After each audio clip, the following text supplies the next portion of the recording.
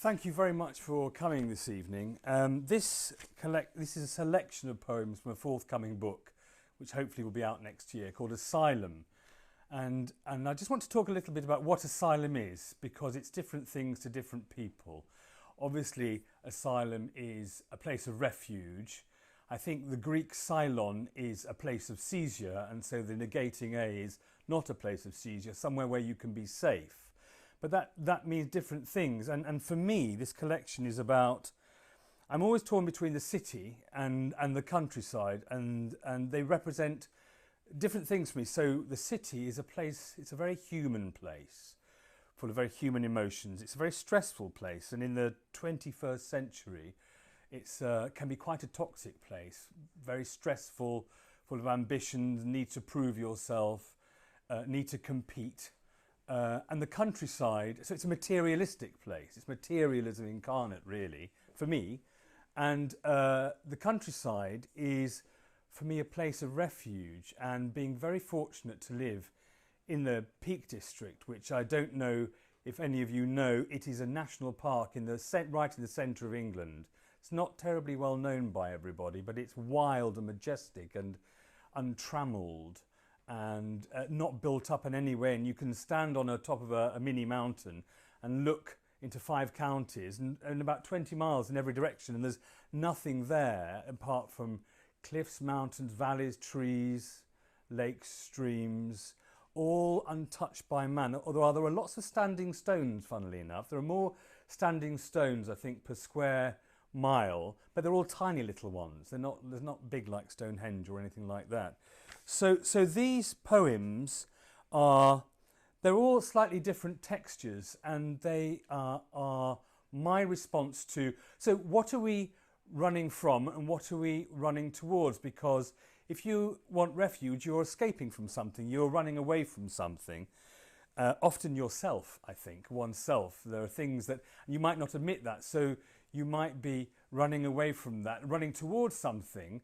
Your refuge might be art, but it might easily be drink or drugs or something unhealthy, just because you're not addressing the reason why you are seeking refuge, because seeking refuge should be an internal process, that you go inside as much as you can to find your own sense of peace and refuge from what's going on around you.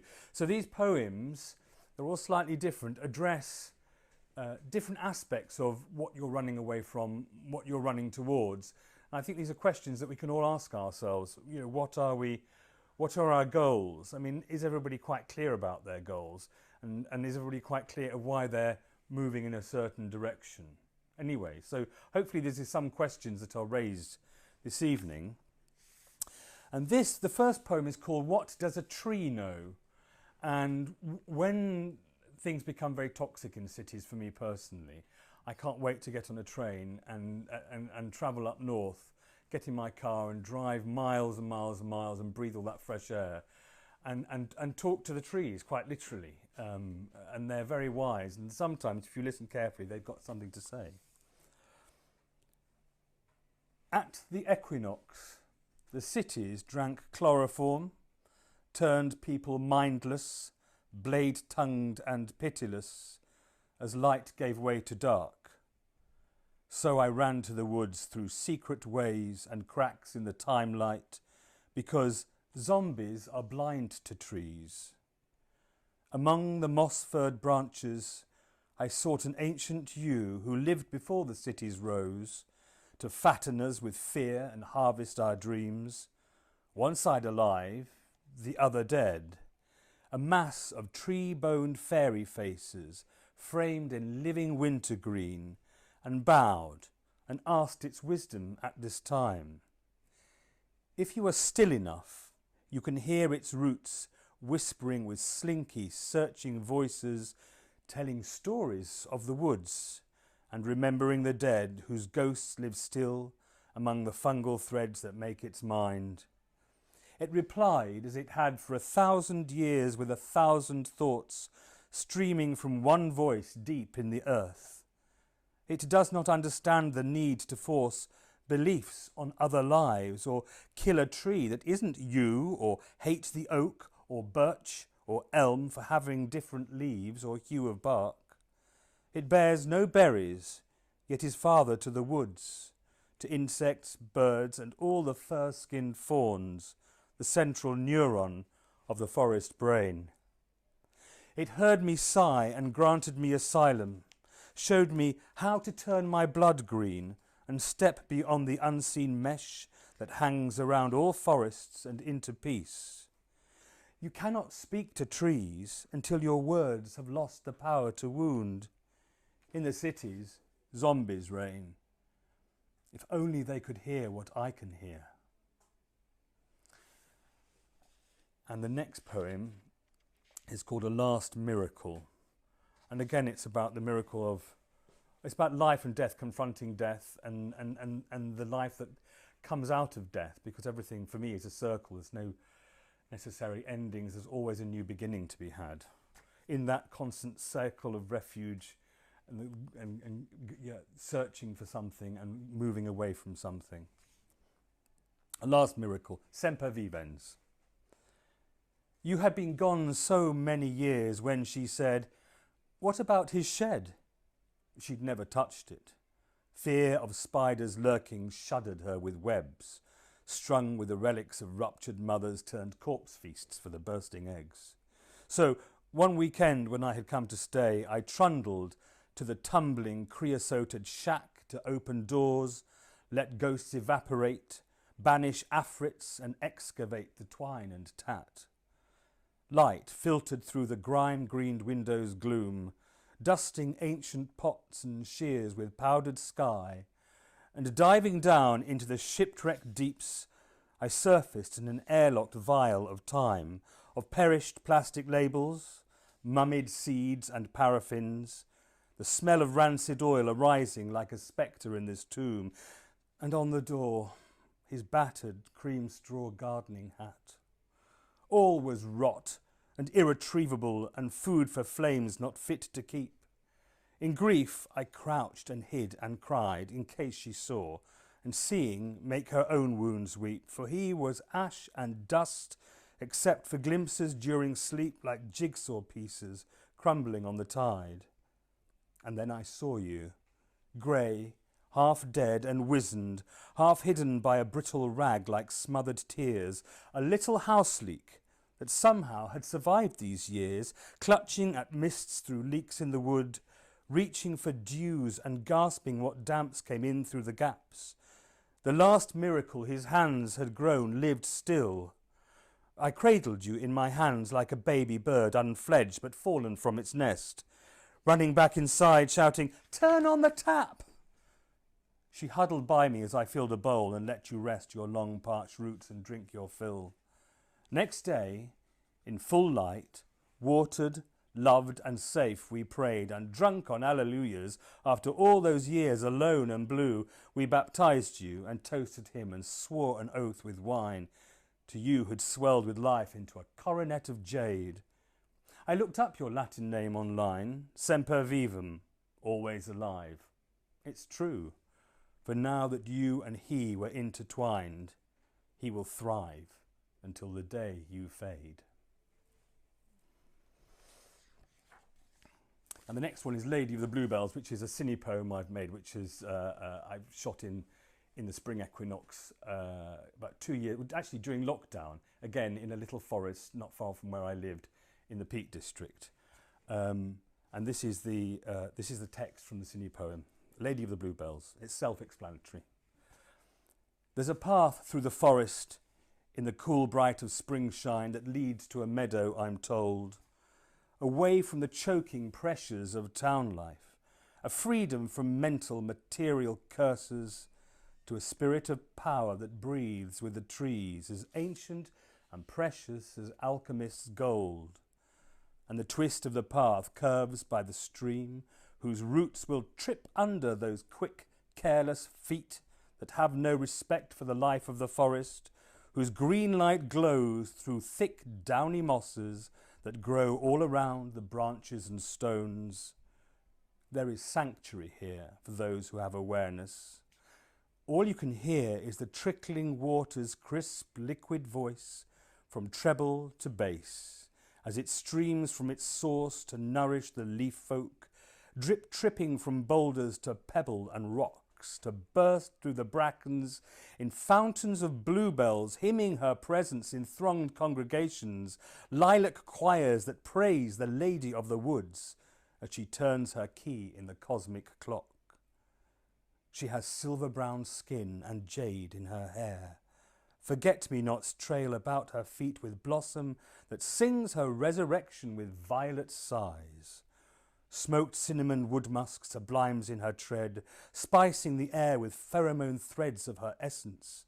With fiery effervescence her retinue blooms with stately ladies and wild squires of many hues in a fairy court of flowering jewels.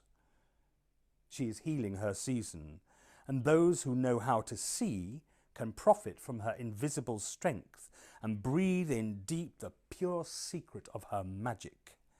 I wish I could shrink into a hole in her ground and suckle on the fizzing life and doze like a lazy bee of surfeit sweet, to open eyes next year to see that ignorance has gone at last. The fairy's midwife sets us free to touch this coming realm, this spirit realm of conscious presence. Now this next one I've been working on for about 25 years and I wrote the bulk of it, but it was all a bit diddly-diddly-dum and I thought, oh, this is all rubbish. And then about 2 weeks ago I looked at it again and a whole new impetus came into it and then some memories of why I was writing this. So it's called Love Storm at Twilight. At the end of a memory is a childhood passing and glimpses of innocence changing its light. A crack overhead and a race for the forest, and underneath eaves of emerald green a shelter and pause, and seeing a star in the liquid chamber of another's eye. The deep violet hum of storm-struggling silence, the indigo sounds of a deluge cascade rising within and roiling without, breaking the moment with heaven-sent thunder, sealing the point with each beat of a pulse. The crimson fields in the fire run of dusk bring a harvest of lovers in pastures of gold, and streaming through tangerine resinous light, two figures entwined by the limbs of a tree, a knowing smile and a hesitation, before the world changed in that love storm at twilight. Let the moon descend dreams in a fine sapphire mist, a tune slicing through night's silk sack of blue, leaving a hole where moon music slips through, cooling desire giving shape to the thunder that tears an abyss in the memory's grasp. In the sun's ruby tear of final gold fire, asylum in trees from the storm's sparkling water, and a bite from the fruit that was once out of reach.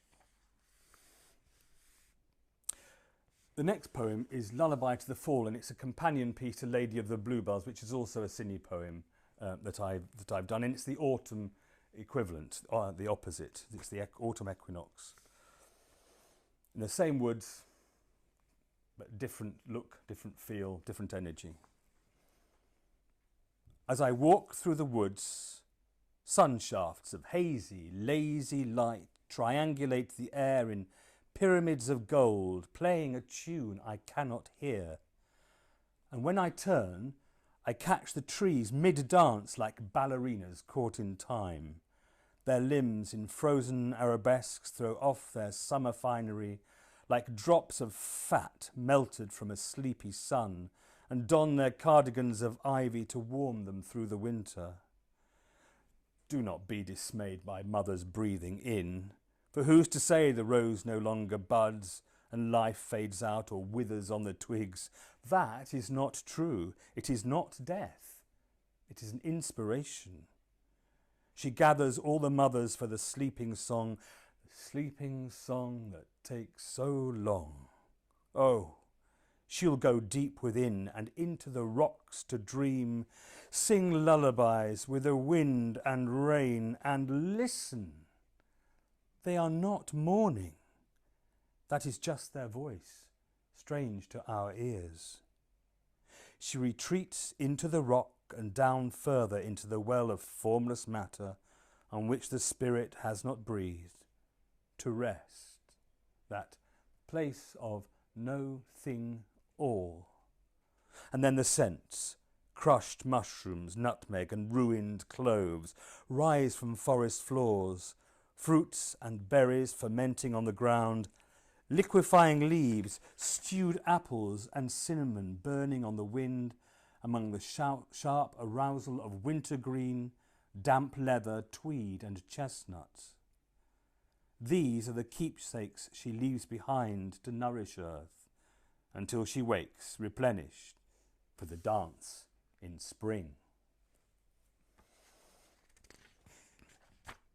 This next one is called, there's lots of different versions of this one, and it's a nature poem again. It's called Crescendo or Diva, and by that I mean like a diva as in an Indian god, not as in a tricky, difficult opera singer. Although I don't know if that can apply as well, I think, probably. It's about a thunderstorm. Shh! A god approaches, swimming in the static that wets my hair with an ionized blade. Bristling clouds, snarling divas, brooding and bruising the skin of the sky, bully the sun with a thunder attack and crackle at their shackles, shattering the silence with a bang. It rips a tattoo in its rock-splitting voice, summoning imps to the rave in the air, beating its chest in thrall to its indigo conquest-crushed thunderhead, a ricochet racket of ice-searing flashes that slash the horizon and tear it to shreds. To oozy applause in the chamber of echoes, legions of genies spit phosphorus fizzes and piss on the cymbals that crash all around, while kettle-drum cauldrons bash up a fury of crazed syncopation, congealing the sweat of the womb overhead, wringing the flood from the cloudburst's hot temper, and humming with ozone's electric caresses a thunderbolt strikes that could raise the undead. Waters burst in tadpole thirst, and the dragon's eye is wept and dry, grumbling off with sacred curses, scenting distant smogs to harvest, a storm god midwife's wounded skies.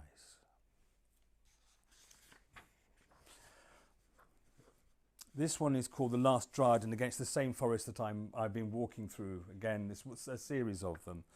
And there was no one else around, and it was a winter's day, and I was alone in the forest, and I decided to go off the beaten track and sort of explore through the undergrowth, as it were. And so, Last Dryad.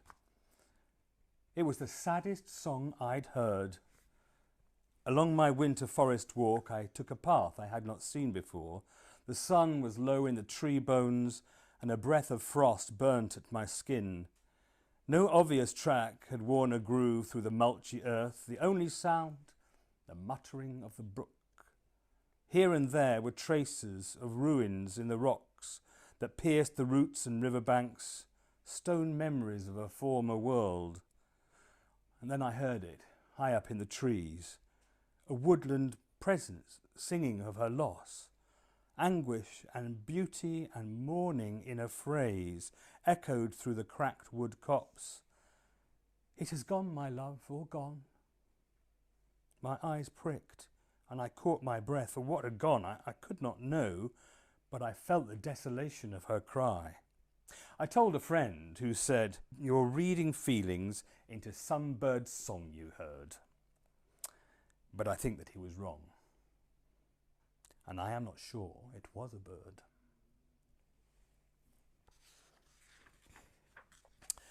This one is called Transfer. It's I'm not going to say the meaning. I think is clear, but it's one of the city poems. So this is what I'm running from when I get in the train and go up north. When a sort of collective unconsciousness of state and power takes over. Rumours rumbled of a crumbling column, so old it belonged to another age, stretching back into the dark. We all knew it was there, governing both day and night, but it was so familiar it had become unnoticed, Some said it was once part of a temple, like the Romans, and others said it marked the remains of another time when giants ruled. We'd walked around it whilst pigeons shat on us on high, and suddenly a crack appeared which made it visible. TV crews, the news, sucked in the vacuum and braced the shaft with purple wreaths and cried, "The pillar stands, all hail the heights."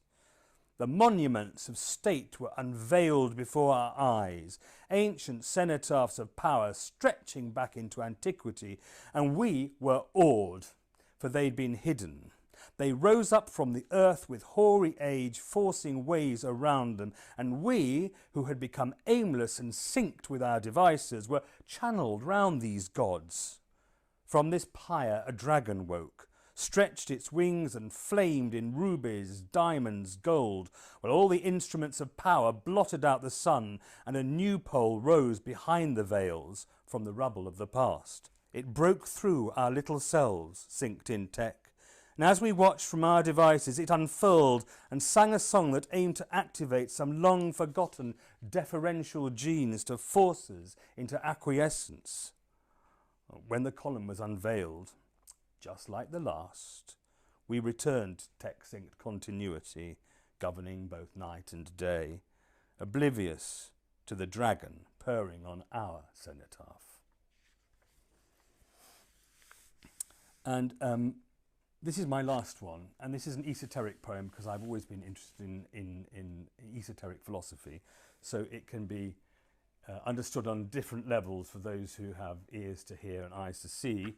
And it is, again, it is a running away from something, and what is it you're running away from, and what is it you're running to, and it is materialism versus spirituality for me in this particular case. And normally I have a bit of a guitar accompaniment with this, but I couldn't get any for good money today.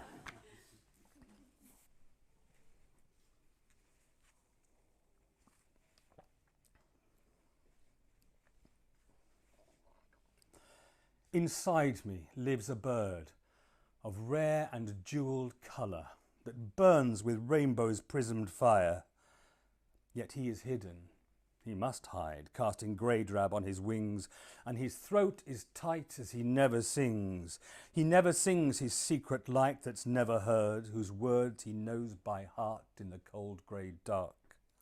This bird within me wants to fly, to try and fly up to the sky, but word stones hail down, word ice rains down. You dream too much these dreams of flying, a silly dream. It's no point trying. But the bird within me wants to fly, he wants to fly. At least he dreams such lovely sun-drenched dreams. For what's the point of song and fire? It's too late at the funeral pyre. It's worse than useless, screwed away, unexpressed by night or day. You're worse than useless anyway, the famished faces turn to say. He wants to dance in dervish worlds, to dance with the boys and dance with the girls. He wants to dance till he's not there and lose himself within this prayer. For the dream is there. The dream is always calling, still there, ever dawning. One day he ran away, falling and tumbling away from the day. On a quest to the west and away from the east, he ran through the fields to the noise from a feast and far from the words of St. Paul, told by priests. It was dark, and the marionettes were dancing, prancing with painted rictus grins. But I couldn't see their strings as the light of this fire deceived me, and I thought these mannequins were real, and I thought they danced alone for me, and I thought I danced for them, but I danced alone. For the marionettes have velvet claws, and only the pimps for the peddlers and whores, who writhe in the thresholds of neon-bright doors and beckon you in with the promise of fun, yet all the while at your head they've a gun. And it seemed this twilight carnival never supplicated dawn, never prayed for her warm return. But I could still remember day from the fire's pulsing embers, a distant sun ago. So distant it was a memory outside time. Had it forsaken me, or had I let go? So far away and sense-torn now, I just don't know, I just don't know. Where are you, sun? I stopped and said, what happened to the day? It can't be dead. Where has it gone, my life of gold and radiant hue, and where my song? Oh, poor heavy head. And the mechanized music the marionettes marched to ground out some more its bittersweet tune, and the dancing dead danced a meaningless dance to the metronome of their moon. And a shadow of starlight which sparked in that fire flashed brief in those eyes of death and desire. There was nothing, not a thing in those glassy doll's eyes, not even a butterfly wing or a song spark to sing. Then you came, a dawn friend, a godspell, passing through this republic of dreams. Someone who knew that these things were not what they seem, paused at the edge of this festival of fools. Perhaps she had heard something, or perhaps she too had dreamed here once, for she stopped and turned and smiling said, you live in the land of the dull dancing dead, who spend all their days treading time in their beds, whose souls have alchemically been altered to lead. They are the dancing dead. These are the dancing dead. Now I must move on from this marionette's feast and into the golden bloom of the east, to dawn and real life. Real life is best, and you have been dancing with the witch of the west. Do you want, would you like, to come to the east? I cast off the cloak I had worn at the feast and followed this godsend into the east. High, high, look, I can fly a little way up into the sky. High, high, the sun is shining and I breathe out a sigh, and a star spark of spirit fizzed up from that pyre to a diamond now twinkling in dawn's opal choir. I am flying on morning's melodious wings. I am rising in love, and a new life begins. Thank you very much.